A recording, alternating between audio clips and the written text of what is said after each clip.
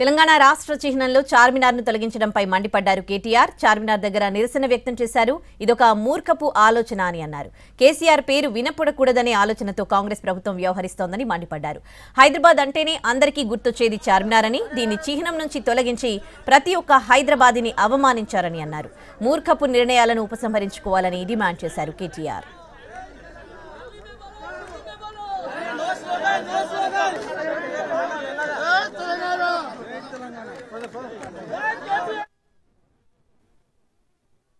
ఎన్నో త్యాగాలతో ఎన్నో పోరాటాలతో సాధించుకున్న తెలంగాణలో ఈరోజు దశాబ్ది ఉత్సవాలు నిజానికి ఒక పండుగ వాతావరణంలో సంతోషభరితమైన వాతావరణంలో జరగాలి. మరి 10 ఏళ్లలో సాధించిన ప్రగతిని కాదని, 10 ఏళ్లలో జరిగిన పనిని కాదని, అభివృద్ధిని గుర్తించలేని ఒక మూర్ఖ మొండి వైఖరితో కేవలం కేసీఆర్ గారికి పేరు రాకూడదు, కేసీఆర్ గారి పేరు వినబడకూడదు అనే ఒక మూర్ఖపు ఆలోచనతో కాంగ్రెస్ ప్రభుత్వం ఏదైతే ఉందో ఇవాళ గత 10 ఏళ్లలో జరిగిన ప్రగతిని కానరానియకుండా, గత 10 ఏళ్లలో జరిగిన పనిని కానరానియకుండా కొన్ని మూర్ఖపు నిర్ణయాలు తీసుకుంటా ఉంది. అందులో ముఖ్యంగా ఈ రేవంత్ రెడ్డి ప్రభుత్వం వచ్చిన తర్వాత తెలంగాణ రాష్ట్ర రాజముద్రలో తెలంగాణ వారసత్వానికి, తెలంగాణలోని గొప్పతనానికి, ఇక్కడి సాంస్కృతిక చిహ్నాలకు గొప్ప సింబల్ గా ఉన్న హైదరాబాద్ అంటేనే ప్రపంచవ్యాప్తంగా ముందుగా గుర్తొచ్చేది చార్మినార్.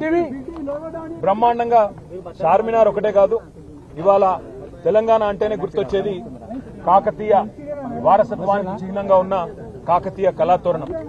హైదరాబాద్ తెలంగాణకి మొదటి ప్రాముఖ్యత కలిగిన పట్టణం అయితే, రెండవ ప్రాముఖ్యత కలిగిన పట్టణం, సెకండ్ లార్జెస్ట్ సిటీ వరంగల్.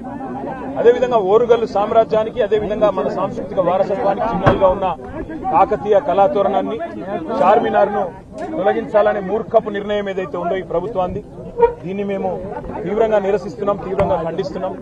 చార్మినార్ను తొలగించడము అంటే ప్రతి హైదరాబాద్ ని అవమానించడమే, ప్రతి ఒక్కరిని కూడా తప్పకుండా అగౌరవపరిచినట్టే అవుతుంది. రాష్ట్ర ప్రభుత్వానికి మేము చేసే డిమాండ్ ఒకటే, మిమ్మల్ని ఎన్నుకున్నది ప్రజల బతుకులు మార్చమని, ప్రజలకు మేలు చేయమని, పథకాలు అమలు చేయమని, ఇచ్చిన వాగ్దానాలు నిలబెట్టుకోమని.